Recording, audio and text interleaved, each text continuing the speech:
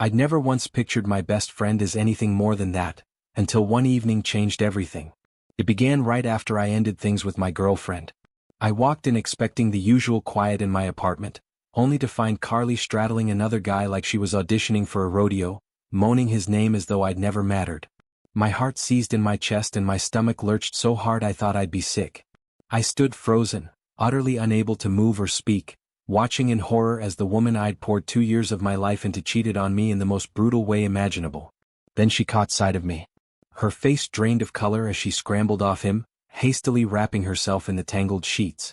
"Seth," she cried, voice trembling. "You don't understand," I cut her off with a cold, cutting laugh. "Oh really? Because it looks pretty clear to me, Carly." I hardly recognized my own voice, so icy, so detached.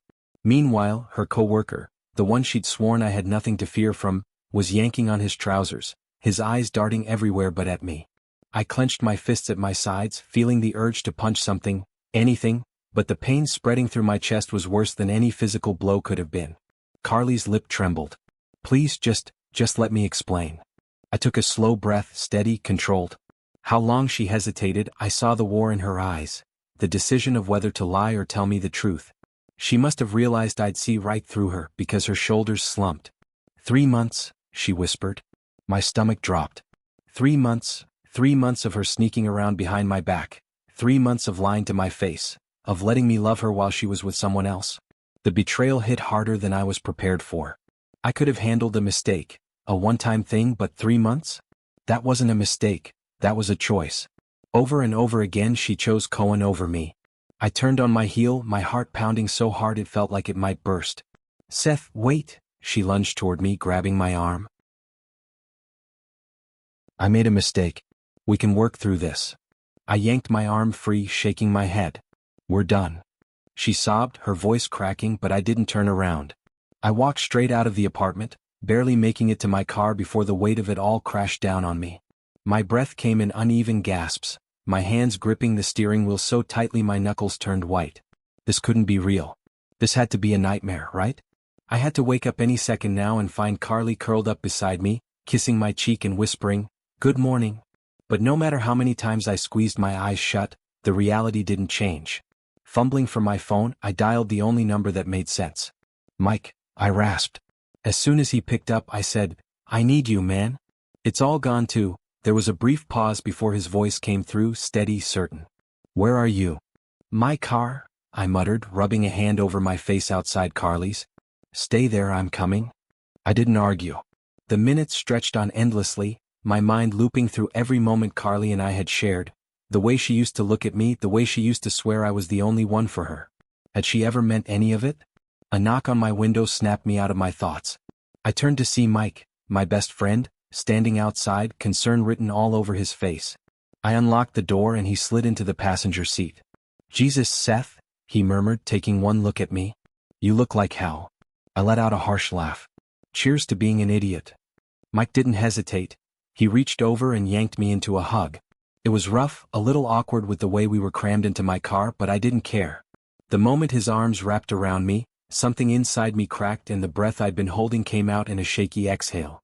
"She cheated," I said, my voice barely above a whisper. For months, Mike's hold on me tightened. "She's an idiot." I pulled back, rubbing a hand down my face. "I feel like I should be more angry, but I don't know, man. I just feel empty." Mike studied me for a second, then nodded toward the road. "Come on, let's get you drunk." I let out a hollow chuckle. "That your solution?" "That's my distraction," he corrected, giving me a smirk. "And right now you need one." I hesitated. I wasn't sure anything could fix this mess, but I needed to stop feeling like my world was collapsing, even just for a few hours. I muttered, starting the car. "Let's go." The club was a pulsing mass of bodies and pounding bass. Neon lights flashed, illuminating the haze of alcohol and sweat that filled the air. I had no idea what time it was, and I didn't care. 2 shots of tequila burned down my throat in quick succession. Mike raised an eyebrow. "Slow down, Tiger." I waved him off, already reaching for another drink. "I'm on a mission, Manitoba, to forget." I met his eyes. To disappear. Mike didn't look happy about it, but he didn't stop me either. Hours blurred by in a haze of alcohol, music, and reckless abandon. I lost count of how many drinks I'd downed. I lost myself in the rhythm, dancing with strangers, pushing my body to move, to feel something, anything other than the pain lodged in my chest. Somewhere in the chaos, I grabbed Mike's arm, pulling him toward me. "Dance with me." He hesitated. "Seth, maybe we should, please." My voice was barely audible over the music, but I knew he heard me. "I need this." Mike sighed, but he didn't pull away.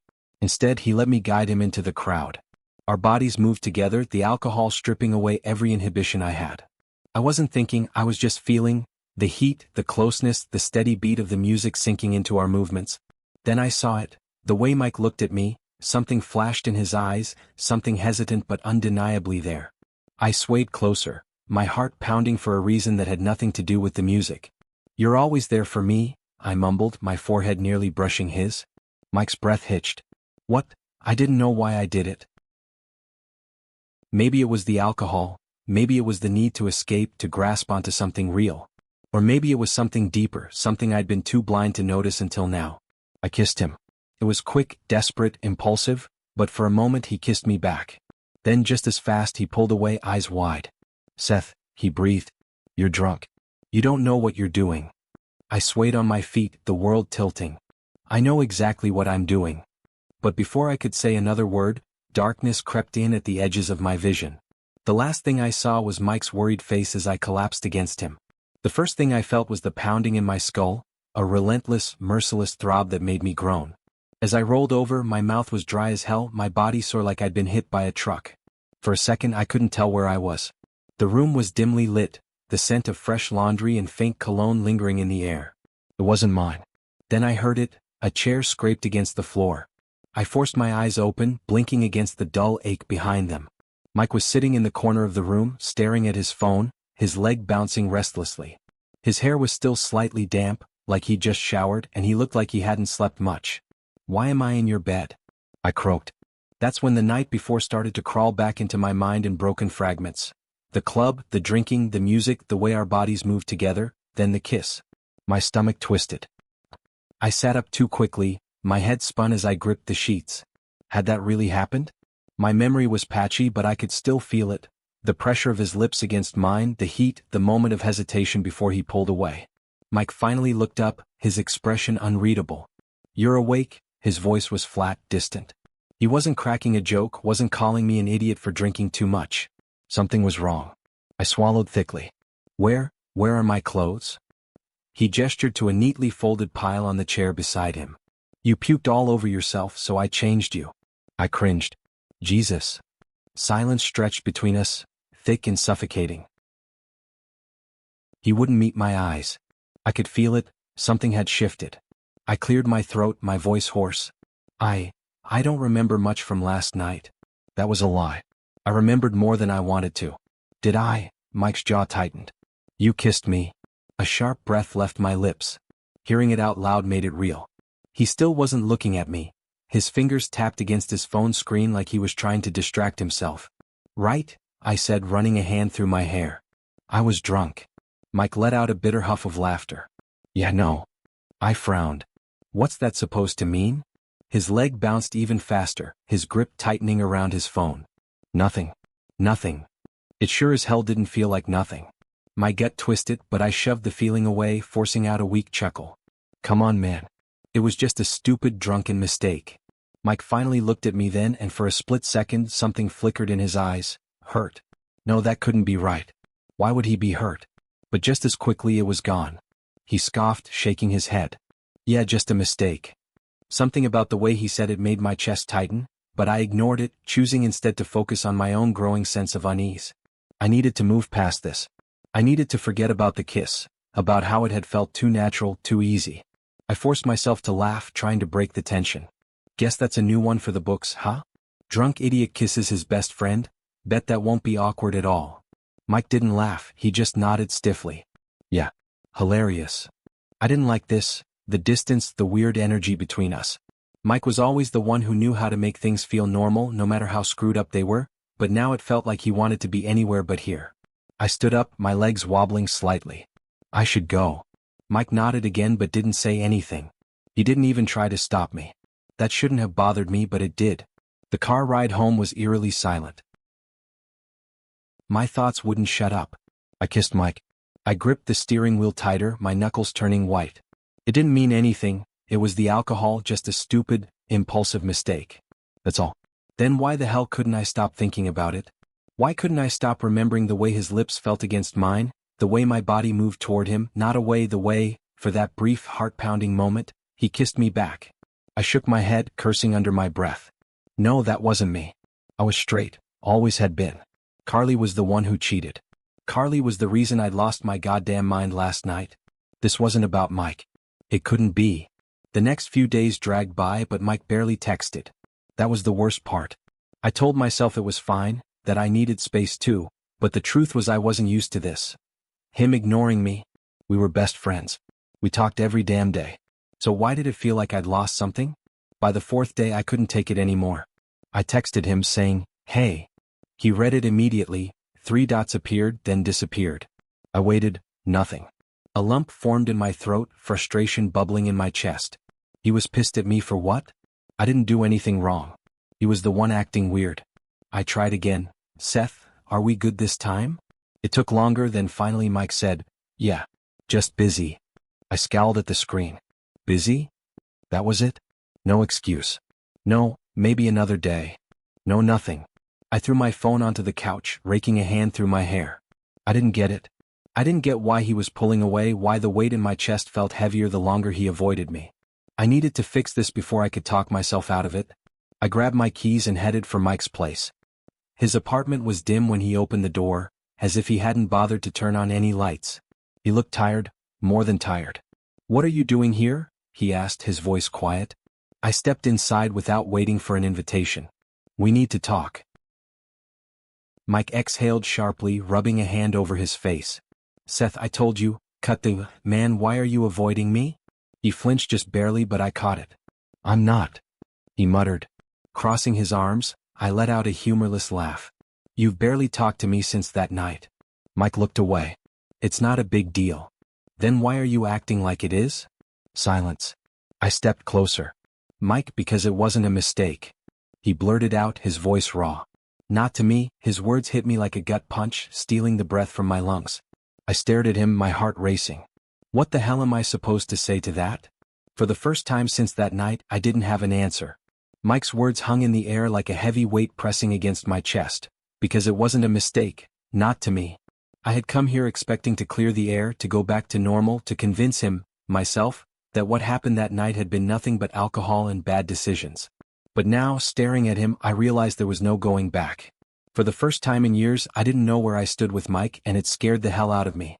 I swallowed, my throat dry. "Mike, but I had no idea what to say." His jaw clenched, his eyes guarded. "Forget it," he muttered, stepping back. "It doesn't matter." "Mike, I mean it." "Seth," his voice was sharp, a warning. "Let's just drop it." I wanted to argue. I wanted to tell him that it did matter, that the way he looked at me had shaken something loose inside me, but instead I nodded, forcing a breath out through my nose. "Okay," I said, even though nothing about this felt okay. Little did I know there was much yet to come.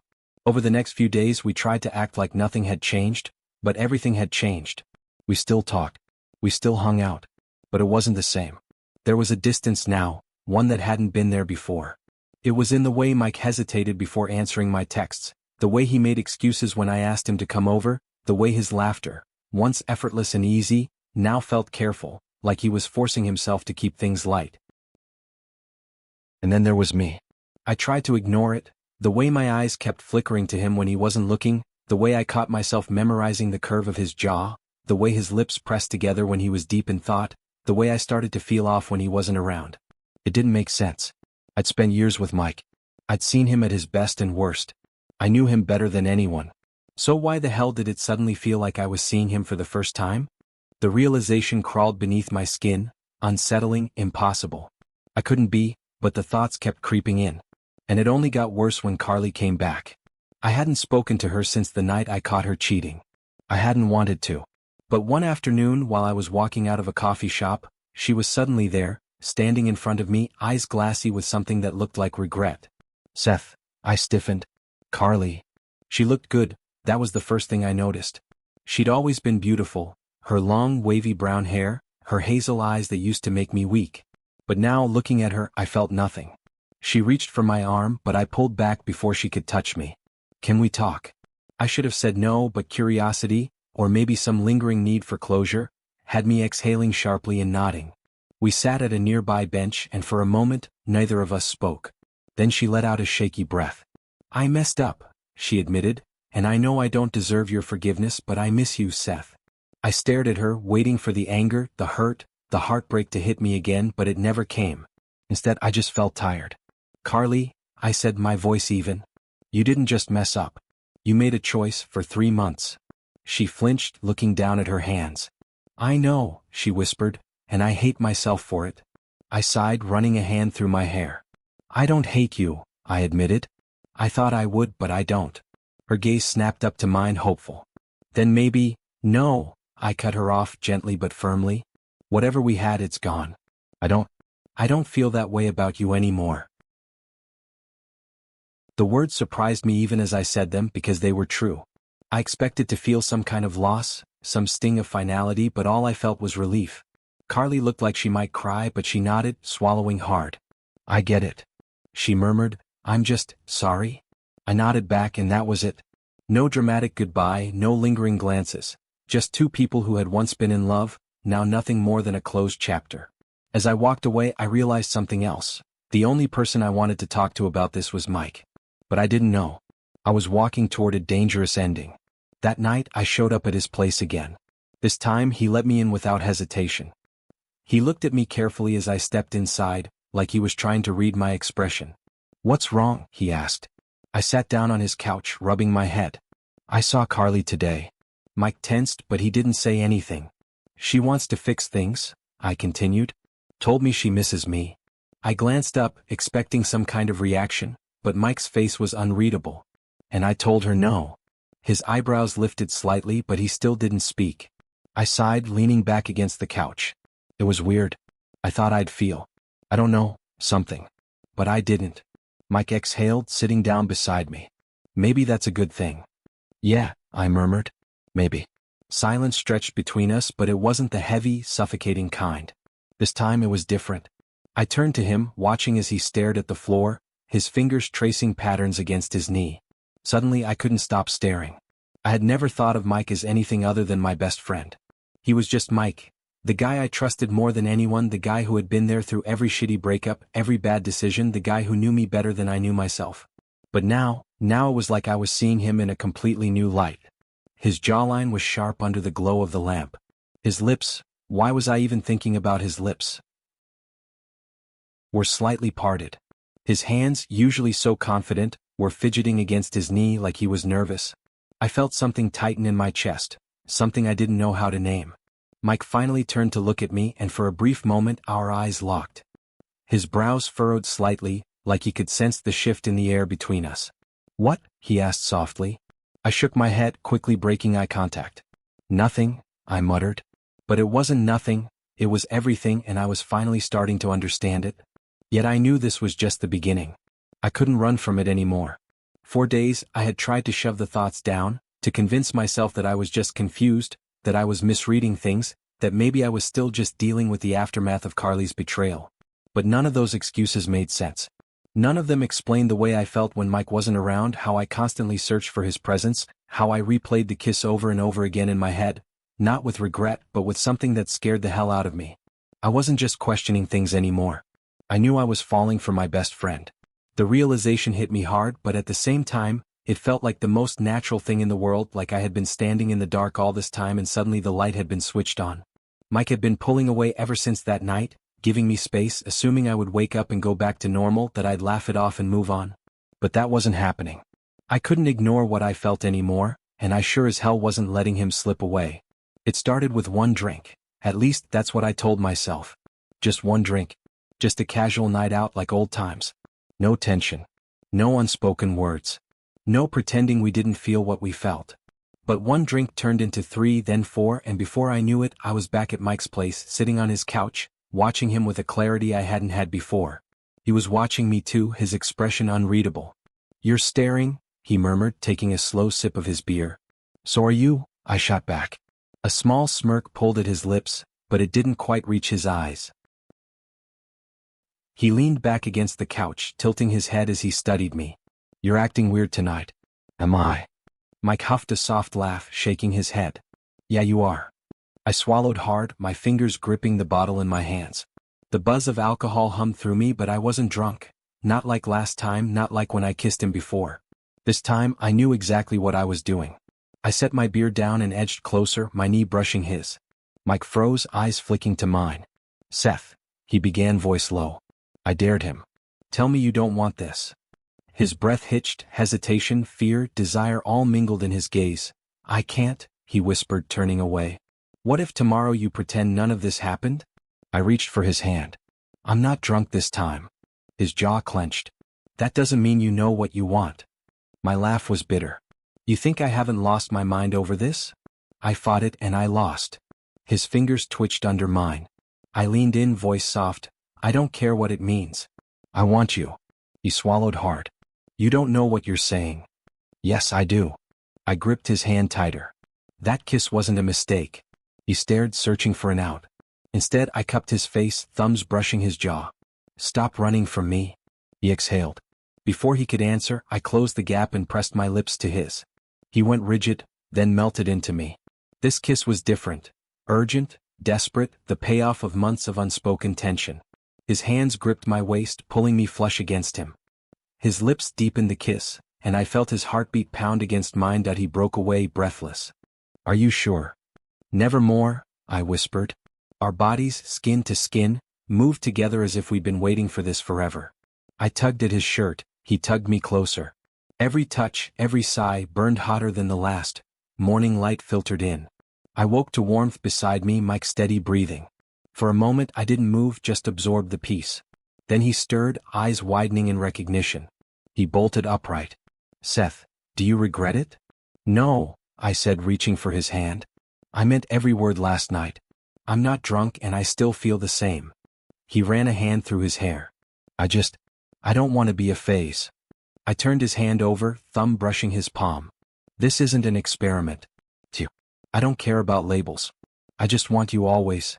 Silence stretched, charged, hopeful, before he laughed, shaky and relieved. You really are full of surprises. He cupped my face. Okay. Then he kissed me, slow, real, everything I needed. We didn't have it all figured out overnight. We stumbled, argued, hesitated, but we fit. He still stole my fries, I still laughed at his jokes. When we told our friends, they weren't shocked. About time, they said. Months later, lying tangled in bed, I whispered, I love you. He paused, then smiled, I love you too. This isn't about labels or expectations, it's about us. And for the first time, I knew I'd found home.